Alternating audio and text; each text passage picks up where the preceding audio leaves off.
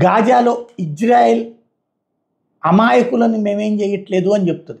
కానీ చిన్నపిల్లలు అమాయకులు కదా, ఇదే ప్రధానమైనటువంటి అంశం. తాజాగా గాజాలో కొత్తగా మరొకసారి పాలస్తీనా పౌరుల ప్రాణాలను బలి తీసుకున్నటువంటి పరిస్థితి. శనివారం ఇజ్రాయెల్ నిర్వహించిన 2 వేర్వేరు వైమానిక దాడుల్లో 39 మంది పాలస్తీనాలు మృతి చెందితే గాజా సిటీలోని పురాతనమైన అల్ షాతి శిబిరం మీద జరిగిన దాడిలో 24 మంది ప్రాణాలు కోల్పోగా మిగిలిన వారు అల్ తుఫా జిల్లాలో చనిపోయారు.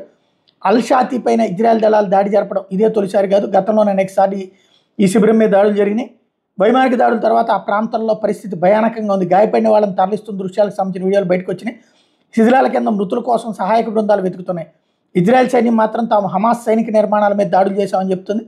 మరోవైపు ఎర్ర సముద్రంలో అమెరికా యుద్ధ వాహనం ఒక ఐసెన్ హోవర్ మీద మరో నౌక మీద దాడి చేసినట్టు యెమెన్లోని హౌతీ తిరుగుబాటుదారులు ప్రకటించారు. ఎప్పుడు ఈ దాడి చేశామన్న విషయాన్ని వెల్లడించలేదు. ఈ నేపథ్యంలో ఐసెన్ హోవర్ స్వదేశానికి తరలి వెళ్లనుందన్నటువంటి వార్తలు కూడా వస్తున్నాయి.